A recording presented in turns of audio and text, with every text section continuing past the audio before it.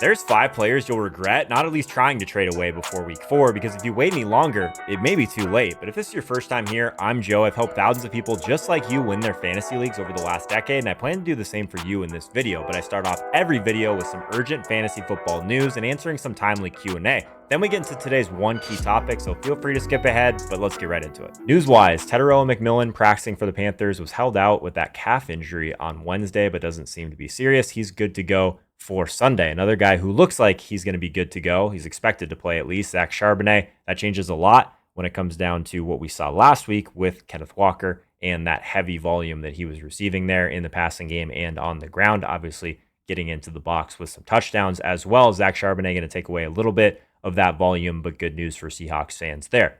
Malik Neighbors also returned to practice on Thursday, so that shoulder injury doesn't look to be an issue. He'll be an elite wide receiver 1 with Jackson Dart this week. We'll see what happens with that combination, but Malik Neighbors looks like he'll be playing. Brandon Aiyuk looks not close to be returning for the 49ers, so that impacts a lot of things. We'll see if we get Brock Purdy back sooner rather than later, but also impacts Ricky Pearsall in particular, who's been absolutely fantastic. But once we start to get a lot of these guys healthy, I'm a little bit more worried about him than most people. But on the bullish side, Brandon Aiyuk not close to returning, so we got some more time for Ricky Pearsall to keep shredding. Justin Fields is cleared. He will start against the Dolphins if he is clear. So another one that we're kind of monitoring. It looks like right here, 4 hours ago, Justin Fields will practice today, but remains in concussion protocol. So that's going to be a big one that hopefully by maybe Friday, Saturday, hopefully we get some clarity here on Justin Fields if he'll be out there. Brock Purdy is on track, or a good track. So looks like Wednesday's practice, he looked really good. We'll see how he responds. So again, some 49ers news. Hopefully they continue to get healthier, but Brock Purdy back would be a great step in the right direction there. Colston Loveland did not practice on Thursday.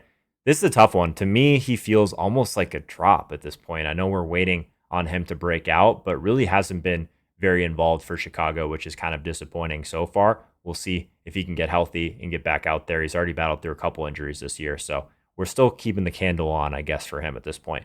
Brock Bowers, full participant in Wednesday's practice. What's nice is that Michael Mayer will not be in this game against the Bears in week 4. So maybe we see some more Brock Bowers if he ends up being healthier. I think there's still a lot of room for growth there with Bowers. And then if we're just talking about some other news that we probably should get to, but just a little bit more quickly. Chris Godwin and Tristan Wirfs both practicing today as they move closer to a potential return on Sunday. It would be nice to get Chris Godwin back. Obviously, with the injuries to Mike Evans, they could definitely use it. Terry McLaurin looks like he could miss at least this week. Second opinions, we talked through that a little bit. It's never good when you're getting second opinions on the medical side. But if he sits, Debo Ertz going to see some more targets. It looks like he did not practice Thursday, obviously, as well. Michael Penix, I know some people were talking about if we will actually see Kirk Cousins this year. It seems like that's not even close at this point. Raheem Morris did come out and say that Penix will start again this week. Jaden Daniels limited in Wednesday's practice with that knee injury. We'll see if he can get back out there. That'd be a pretty big improvement, obviously. But even just getting back out there is a positive sign. Told reporters that he feels good. If he plays, he jumps right back into the QB1 mix. And I think if the one thing that we should probably be paying attention to, though, is the rushing upside. Maybe it's capped a little bit by this knee, but still would be great to get him back out there. All right, let's jump into some Q&A. Appreciate the love at the top here, guys. Debating on picking up Bateman and Ayomanar, who are available. Who would you take? Yeah, I think Bateman for me. That one's relatively close, but Bateman between the two. Breaking that tie probably just on a better offense. How do you feel about this trade? David Montgomery and Chris Olave for TJ Hockenson and Pittman. Yeah, I think you absolutely dominated that trade, if I'm being honest. I think Montgomery, I would rather have Montgomery than Pittman. I would rather have Montgomery than TJ Hockenson, but Chris Olave is the best player in the trade overall. So yeah, great deal for you, man. I got Diggs and Ridley for Swift. Is that a good move? Yeah, I think so. I would prefer Ridley to Swift just in a vacuum. So if Stephon Diggs gives you a little bit more depth, I think that's worth a bet. I guess betting on his turnaround there. Yeah, I like it. Try to get Benson for Travion Henderson was countered with Benson for ETN.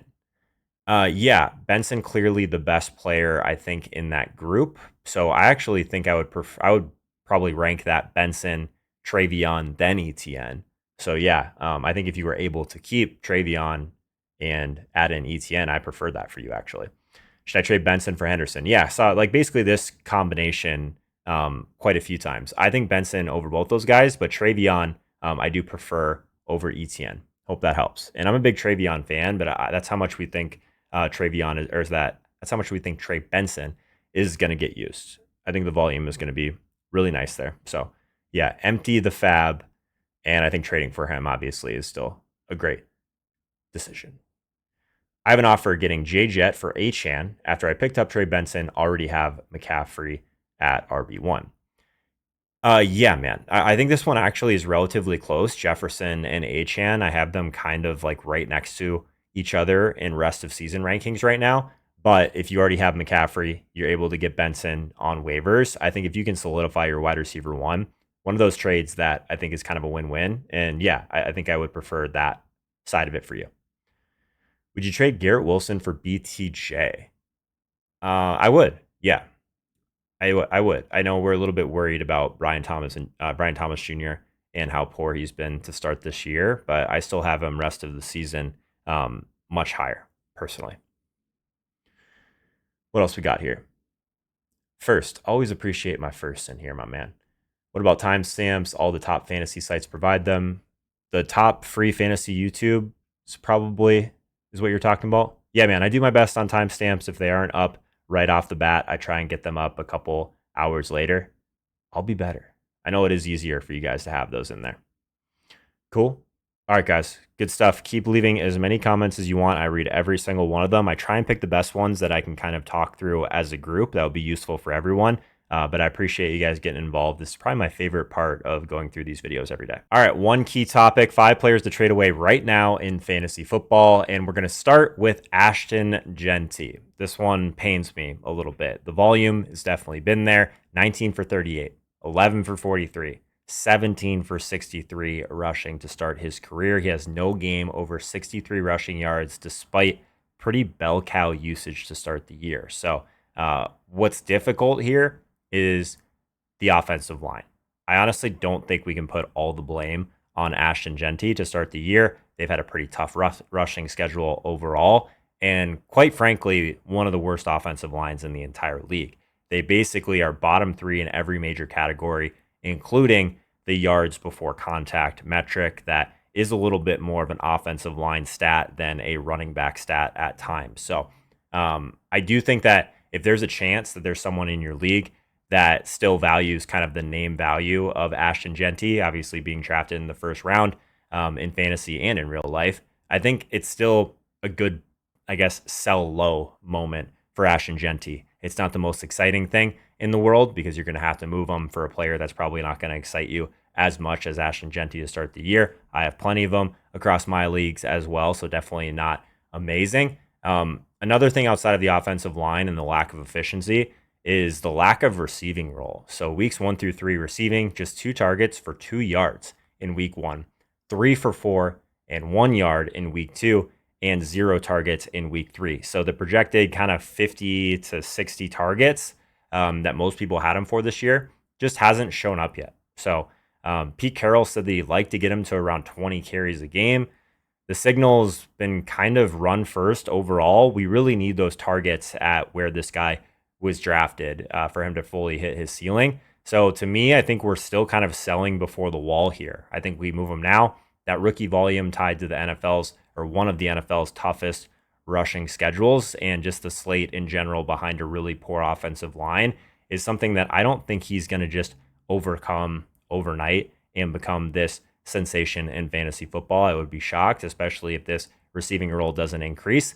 So to me, I think cashing in now before things get even worse is the move. We very rarely try and sell low, but this does seem like a situation where it would make sense. Since we're always talking about making picks, I'm teaming up with DraftKings Pick 6 to give new customers a deal that you won't want to miss for week 4. When you play $5 or more in your first paid Pick 6 entry, you'll get $50 in bonus picks instantly. That's right. Play $5, get $50 in bonus picks to keep building your slips and take your shot at big payouts. Just download the DraftKings Pick 6 app, sign up using my promo code HOLKA, and start playing today. If you've been thinking about trying Pick 6, now's the time to get in. Just use my code HOLKA to sign up, and all new DraftKings customers can play $5, get $50 in bonus picks instantly. Let's build some slips. DK Metcalf. Let's talk about DK Metcalf. Don't have a ton of them across my leagues. We talked about him as kind of a potential option to avoid for most of the fantasy season. But let's talk a little bit about his start. So the pace and the overall pie is something that is very concerning, right? Very slow pace projection. Rodgers, Arthur Smith, they really just cap their total pass attempts and target volume in general. And then really the two tight end looks that we've seen. So Smith historically kind of fragments targets into the receiver side of these like tight ends and backs, but there's really just thinner slices overall for a wide receiver one than most people probably realize. So the offensive line also in Pittsburgh hasn't been very good. And realistically, for a guy like DK Metcalf who needs time for these routes to develop, for him to get downfield, for him to really win in contested situations over the top, you need that offensive line stability to have that time to get downfield. So Rodgers has one of the lowest ADOTs in the entire league right now, and he's been turning the ball over as well, which is obviously not great for the wide receivers. I don't know how much better this is going to get for someone like DK Metcalf, second toughest schedule overall on the defensive side. So if the philosophy is still going to kind of trend run heavy, I don't really expect to get much of a bailout here from a volume perspective for DK Metcalf. So to me, the touchdowns that he's been scoring have kind of just been keeping him afloat and hiding that the volume isn't really where we need it to be. So through 3 weeks, 17 targets, 10 catches, 135 yards, 2 touchdowns. So the 2 touchdowns have really just propped up his box scores while the usage has stayed relatively modest. So to me, overall, I think we kind of saw this coming in the preseason. An Arthur Smith offense, often, I mean, this is probably the high end of what he's willing to give a wide receiver one. I don't think there's going to be a lot of like true hog volume here. And I think we kind of just have to flip our perception here. It's not just DK. I think it's really the proof that we're getting from the usage and the quarterback, right? So Rodgers in week 2, 18 for 33, 1 touchdown, 2 interceptions. So he's really brought some volatility to this passing game. And I think it kind of reinforces at least that there's like a low floor potential for everyone on this offense. So the distribution in week 1 was also a little bit concerning.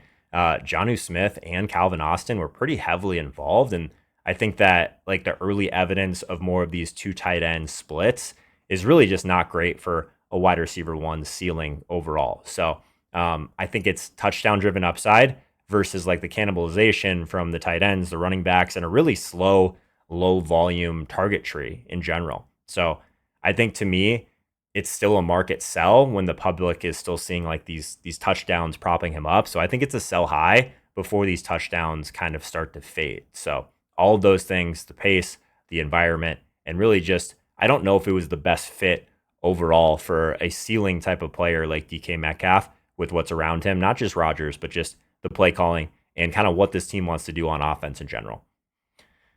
Another sell high situation, Tyquan Thornton. So to me, this has always been a little bit more of an injury window versus a breakout. So in week 3, he had 9 targets, 5 for 71, and 1 with a second touchdown overturned, all while Xavier Worthy sat that shoulder injury. So that's basically just an opportunity bump, not necessarily a promotion. And then if we even go back into week 2, 59 yards, just 1 catch on his other 4 looks. So kind of the classic boom bust type of usage. And Kansas City, to their credit, has really kind of molded what they can do with Tyquan Thornton at this point, because he's really all that they have to give them some semblance of like resurgence and just explosiveness right now. So 72% of the snaps, 3 wide receiver starter. Honestly, the Rashee Rice thing is a little bit concerning as well, because when he comes back from suspension, I honestly expect him to jump into a pretty large role because they really need him. Travis Kelce hasn't shown a ton at this point of his career to be able to kind of revitalize that upside and really be able to take on a little bit more.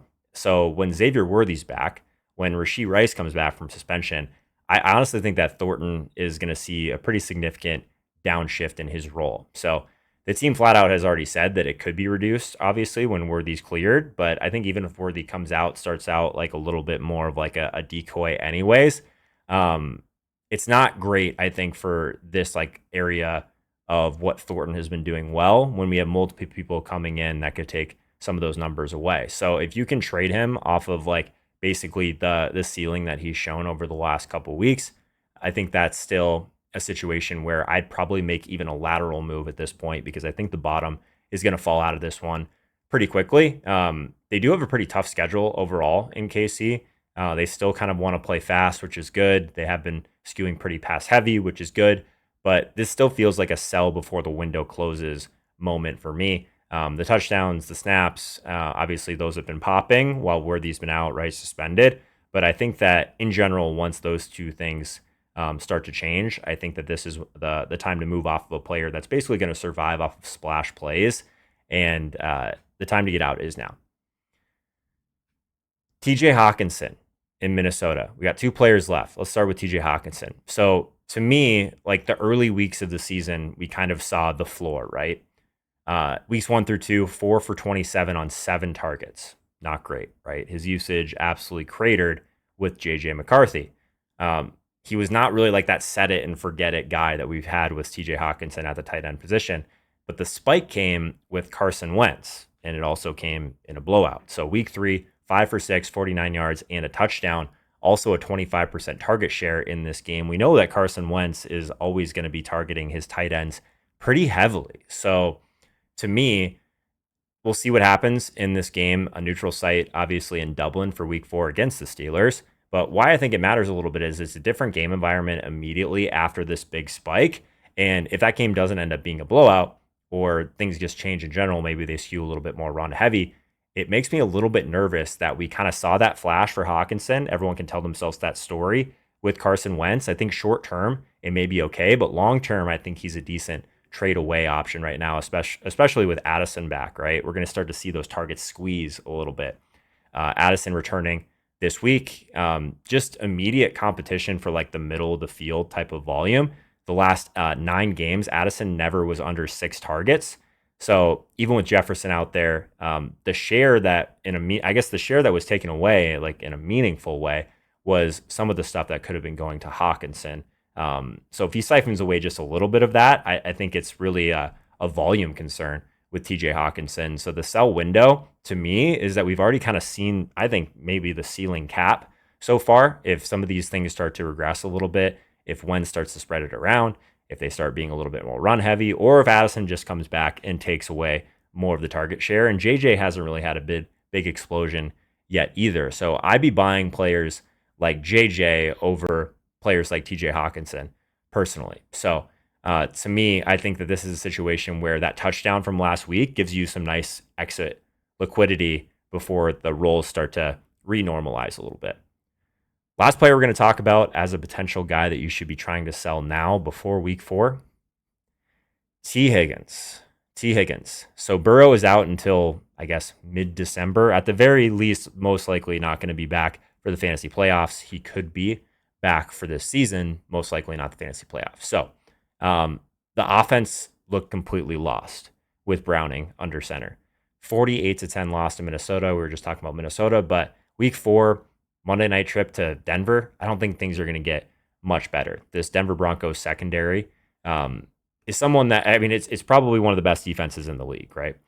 The issue here for me is that if we're looking at like Higgins versus Jamar Chase is someone that thrives after the catch. They can still get him some of those like short to intermediate catches and let him make plays with the football. That's not really T. Higgins' game. He's never been like a massive after the catch type of guy. So I think that if he's not going to be able to get downfield and get some of those deeper targets, Browning wasn't really willing to push the ball down the field.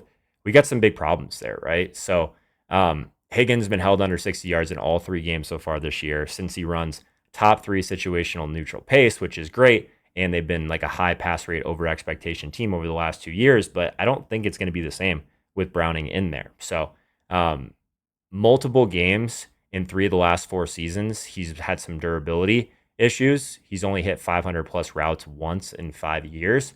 So that nice little efficiency bump that we saw last year, that came with Joe Burrow. I'm not sure if we're going to see that now. I think he's a little bit more of like a boom or bust option.